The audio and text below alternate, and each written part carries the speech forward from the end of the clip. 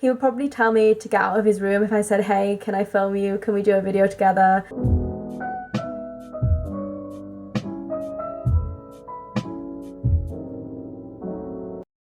Hi guys, welcome back to my channel. Emma here, and today I'm coming at you with a get to know me Q&A style video. I figured I've been on YouTube for a couple of weeks now. I did a channel introduction video which seemed to get a lot of hits. So I asked some of you guys if you'd be interested in knowing a little bit more about me, and you sent through so many questions on Instagram, so thank you so much for that, and thank you for being interested. So that's the video I'm going to be doing today. I'll try and get through as many as I can, and I've tried to group questions that were quite similar that came through. We did get a couple of recurring themes.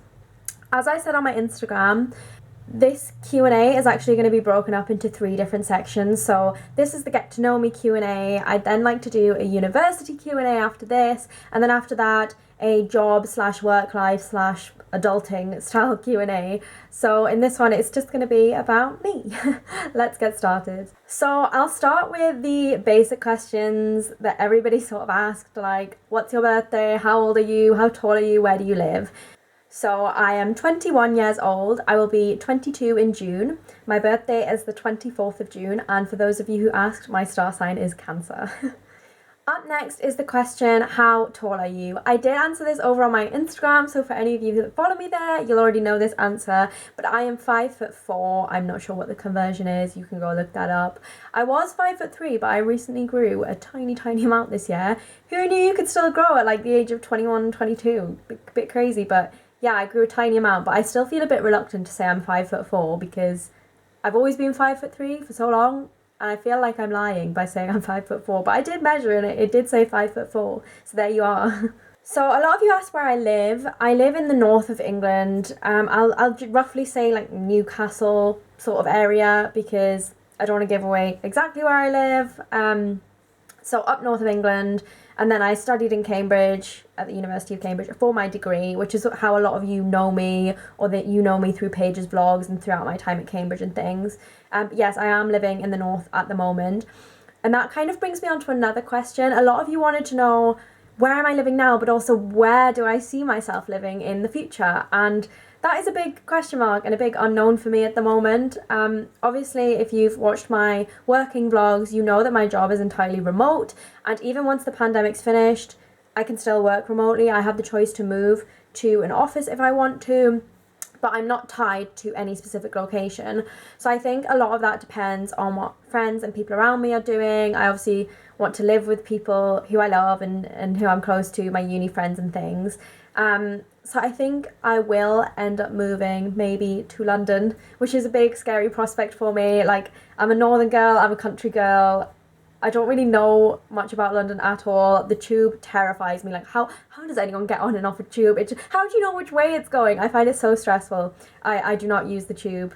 So that's going to be a big learning curve for me. But I think my life will probably be headed towards London or more down south. As some of you will know, I did live in Cambridge briefly after I graduated for 6 months while I was working remotely, but I decided to come home because the restrictions were getting stricter and I wanted to be around my family, and I wasn't really seeing any friends while I was down there because we weren't allowed to socialise. So I do see myself moving back down south. Another question I've been asked is, what's your job? Which is the perfect time to plug my day in the life video, which I'll link somewhere. But I am cast as a communications consultant. I basically sort of deal with clients, help them with presentations and e-learnings and marketing materials and things, and obviously my degree was in English, so that answers another question that some of you might have had. Yes, my degree is in English, so I do a lot of like script writing, proofreading and editing of copy and things like that. So yeah, that's kind of my job in a nutshell. It's probably a little bit more complicated than that, but that's what we'll go with. Like that is my job, communications consultant. The next question is, do you have any siblings? And the answer is yes, I do. I have one sibling and we're actually twins. We're not identical because he is a boy. But yeah, I do have a twin brother. I am 1 minute older. I don't think he would ever come on this channel. He's very quiet. He would probably tell me to get out of his room if I said, hey, can I film you? Can we do a video together? Another degree related question, or work related question maybe, I got a lot of, if you didn't do English, what other degree would you have done? And maybe this would have been better in my university Q&A, but I do feel like it can fit in here too, and there might be some overlap. But I have thought about this a lot before, and I think I would do linguistics. And that's just something that came into my head like recently this year. But throughout my degree, I did 3 dissertations, and those 3 dissertations were very focused on language and how language has changed, and philology, which I think they class as the study of language evolution, maybe. If you're a linguist, you're probably going to hate me and think I've got it completely wrong, but linguistics just sounds like a really fun degree, and it's more about the English language than it is literature, and not just English as well, like other languages and the social aspect of language, I think. So I think that would have been a really, really interesting degree, especially where my interest in literature took me. I was definitely moving in the direction of how does language change, and what does language look like now, and what did it look like in the past, and where have we borrowed our words from, and things like that. So I think linguistics would be really cool. And that also kind of brings me to a couple of other questions you had. Somebody asked, what A-levels did you study? So I studied English literature, German, philosophy and ethics, and art. And on the degree question, I actually thought I wanted to study art at university, and all through my A-levels I was thinking, yeah, I'm going to do art, I'm maybe interested in graphic design or fine art, and I wasn't really sure, but I thought that was where I was headed. And then I started to do really well in English, and I'd always liked reading, and then when I started to get good grades in like my mock exams and things, I thought, hey, actually I really like English and this is fun. And I'd always known I'd wanted to go to Cambridge. That was certain. It was just, I'd visited there on school trips and things, and I thought, this is the university I really, really, really want to go to. And I went on a lot of like access trips because I was state educated and a first generation student, meaning no one in my family had been to university before. I went on a lot of trips where Cambridge encourages students from non-conventional backgrounds to apply. So I definitely heard of the concept of Cambridge early on and knew that that was something I was very, very interested in. But Cambridge doesn't offer an art degree as such. They offer history of art, which isn't the same as maybe like a fine art or graphic design degree that you get at a proper art college or a university that offers, I don't know, maybe more practical art. So that wasn't something I was interested in. But as it happens, I actually started to develop a large passion for English, which is a degree that's offered anywhere as a core subject, and I fell in love with the Cambridge English course, which I'll talk about more on my university Q&A if you have questions about that. Make sure you keep checking back to my Instagram to see when I ask, and you can submit your questions there. But yeah, I did think that that's the subject I wanted to do, art, and change my mind. So it's okay to change your mind if you're not sure. And kind of linked to my A-levels, obviously I said I did German. A lot of you asked, do I know any languages, or if I could learn any language, what would it be? So I took Spanish lessons when I was younger with my dad and my brother. I don't remember any of it, but I think that's definitely where my interest in languages started. Then obviously everybody studied French at school, but I never really took to French. I found it very difficult. And then when I got to secondary school, I was introduced to German, and I love the German language. I love learning German. I learned it for 7 years. I studied it for A-level. At one point I thought I wanted to do English literature with German literature at university. I think I was looking at that at York University. So I was really interested in it, but I found it quite difficult. Like, language learning is hard and you need to put a lot of effort in, and I haven't kept up with it as much as I would have liked to have done since leaving school.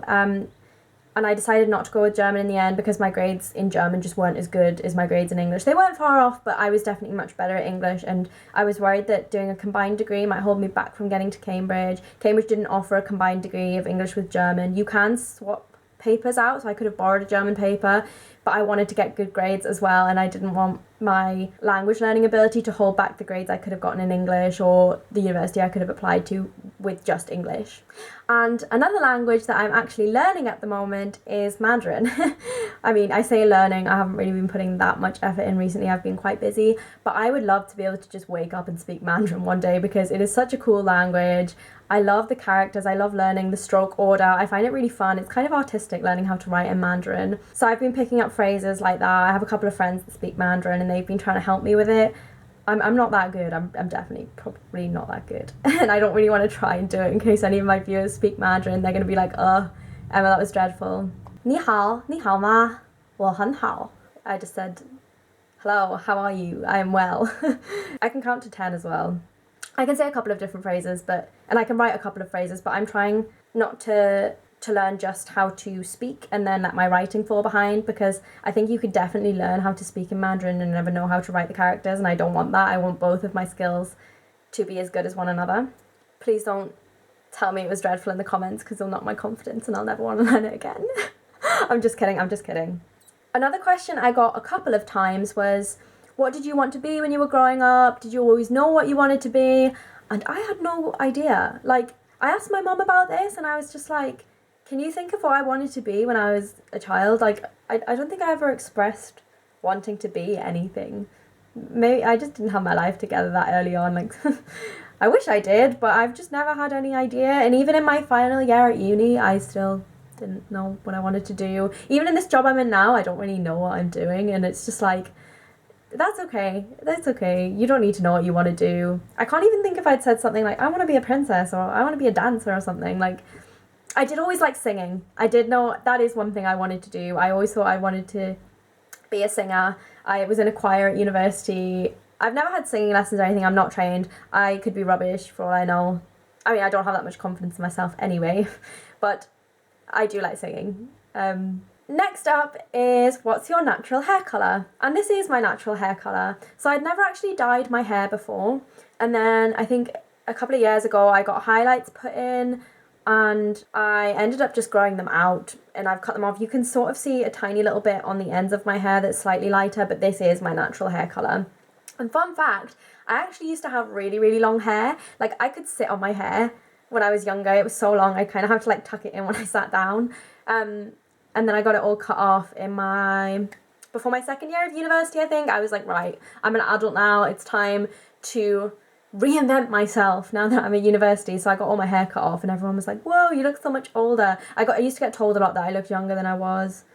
So yeah, I got rid of my hair because I wanted to seem more mature, but I actually prefer it short and it's so much more manageable. Another question I had is, what sports do you like, or did you do any sports at university? And the answer is no. I hate sports. I'm sorry. I'm always trying to advocate for people to do more exercise and be healthy and get moving and things, but I've never enjoyed sports. I recently took up Couch to 5K. I say recently, it was like a year ago in the first lockdown we had. And I was really good with it and I stuck with it. And by the end, I was running 5K. And if you know me personally, I am not a runner. I am not an exerciser. I like walking. I could walk and walk and walk all day, but I'm not a runner. And the fact that I managed to run 5K at the end of Couch to 5K and was disciplined enough to stick with it, I was really, really proud of myself. So if any of you are wondering about it or you've heard of Couch to 5K, and for any of you that don't know, it's basically an app on your phone that you download and you run 3 times a week, and there's sort of like a personal trainer in your ears that says, like, in your first run, you just need to run for 2 minutes and then walk for 10 and run for 2 minutes and walk for 10. But you gradually build up the distance and the stamina across a period of like 9 or 10 weeks or something. And it really, really did work. And I could actually run for 30 whole minutes and run 5K. And then I tried to like work on improving my time and things. But I did let that go because I damaged my knee. And then it got cold and wintry and I didn't want to run in the snow in England. That's not fun. But I have been taking it up again recently. But my knee still isn't great, so I do have to wear a knee support and just listen to my body, and I can't just push myself for a specific distance or time. I've just got to stop when I need to stop, and that's okay. So yeah, I have taken up running.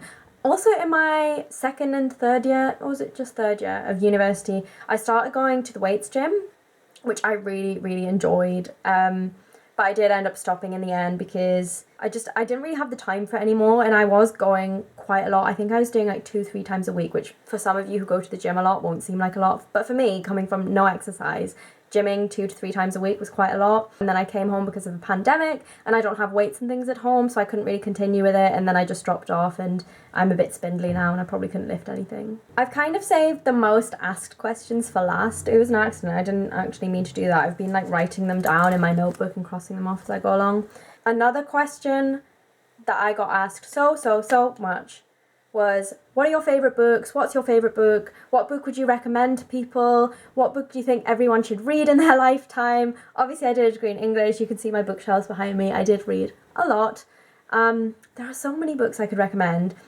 I actually prefer poetry, like that's what I kind of specialised in a bit more at university. But if we're talking about books, I really, really, really love East of Eden by John Steinbeck. Now, this was actually recommended to me by a really good friend, and I read it and thought it was fantastic. A lot of you will know Steinbeck if you did like GCSE of Mice and Men for English. Don't think that this book is going to be like that. Don't hate this book before you start reading it because you read of Mice and Men and didn't enjoy it and were forced to study it at school. East of Eden is a really, really good book. It does have religious undertones and things, so maybe you won't enjoy that, but I think you can enjoy the story for what it is anyway, regardless. I just think it's fantastic. I don't want to say any more than that. I don't want to spoil what happens in the plot for you. To summarise it in the most succinct way possible, it's about two brothers, one's good and one's bad. I'm really oversimplifying this. And it's kind of based on the Cain and Abel story from the Bible. And there's another woman that gets involved with one of the men, and I don't want to say any more because it's a really interesting read. Go read the blurb if you're interested. Another book that I love is Jane Eyre by Charlotte Bronte. It was kind of the book that made me love English and love reading, and maybe the first adult book that I was like, wow, this is really great and interesting and I want to study English now. It was actually my chosen A-level text when I was studying English literature. So in my first year of A-levels, I read this book and it is just great. Like, I really, really loved it. I just think it's a really great time period, a really great setting. Like, I think it's set on the Yorkshire Moors or something, or it's definitely set up north. That's where they're from. I did visit the Bronte parsonage when I studied Jane Eyre for my A-levels. I just love that sort of scenery, like, you know, the heath and the dark and moody, and if any of you have read Wuthering Heights as well, like, I love that sort of vibe. The countryside sort of vibe and moody, you know. I'm not doing any of this any justice. Like, did I even study an English degree? I'm really not saying the right things right now. Next question was about travel. I had a lot of things like, what's your favourite place to visit? Where would you love to travel to? What are your top travel recommendations? Things like that. I can't really think of my favourite place off the top of my head. My family and I like to travel to Italy a lot. We do most of our holidays in Italy. I've seen lots of places in Italy. But I can answer a lot more extensively on my bucket list for travelling or where I'd want to go, places I haven't been yet. So I've never been to Asia. As I said, I'm learning Mandarin, so I would definitely like to go to Asia. There are so many places. I'd love to do like Malaysia, Singapore, Bali, Thailand, but then also do China, maybe on a separate trip, and then Japan and Korea, or South Korea. But I just think it would be such a different culture out there, and it's not something I've ever experienced. I do holiday in Europe quite a lot, and that's quite familiar to me now, but I'd really love to experience something that I've just never experienced before. There are so many sightseeing places on my bucket list in and around Asia, and I just really, really, really like to go there. Maybe Australia as well, because I haven't been there. That's so far away. But as I said, I've only really holidayed in Europe. I've been to America like twice. I went to Ohio and New York, and they were great too. But I at the minute, Asia is where I want to go, and I was meant to do that last summer, but obviously COVID, it didn't happen, and now I'm in a job, and I don't know when I'll next get the time to travel for an extended period. It's so far away that I'd like to go for maybe a whole month or something, not just a week, because it's such a long flight. So yeah, that's my travel bucket list, if that's what you want to call it. I now have 2 more questions left. So the next one is, what's your favourite meal? I think some people said, what's your favourite cuisine? And I really tried to think about this, and I can't actually think what my favourite meal is, but I love Indian food. I've always loved spice. Like, I know I don't look like the type of person that could handle spice. As a kid, I used to like eat jalapenos out the jar. Like, that sounds so weird saying it now, but I have quite a high spice tolerance. Like, if I go to an Indian's, my dish of choice is like a madras or something. So I do really like spicy food. But on the other side of that, I really like Nando's. I really like chicken. Like, that's my problem. I've been trying to become vegetarian, and I kind of managed it the first half of this year. I've said in some of my vlogs before. But when I was cooking for myself and living alone, I was veggie. But now that I've come home, my family eat meat, and it's just an inconvenience and probably more harmful to the planet for me to try and cook my own meals and buy my own ingredients, and there'd be more food waste and things. So I'm just trying to cooperate with what everyone does here. I think when I move out again, I will become vegetarian again, or maybe flexitarian, where like I don't eat any meat apart from maybe I'll have chicken once a week or once every few months as a treat. But I do like my Nando's. And the very last question is, are you single? Have you been in a relationship before? I have been in relationships before, but I don't really want to talk about these things on my channel because it's not really fair to the other parties, especially when I don't have their permission. It's quite a private thing as well, and I don't think I should be discussing my experiences when they definitely involve other people. I've only been in 2 relationships, so maybe I'll talk about those some other time. But for now, I don't think it's appropriate, and I hope you can understand that and respect my privacy. Well, thanks for watching, everybody, and thank you so much for sending in all of those questions. This has actually been really fun for me as well. Head over to my Instagram, follow me over there, follow me on YouTube, subscribe, comment below, were any of my answers what you expected? Do you agree with any of the things I said? Will you go away and read the books I recommended? Let me know, and keep an eye out on my Instagram for my other Q&As. That's where I'll be asking you to submit questions. Until next time, bye!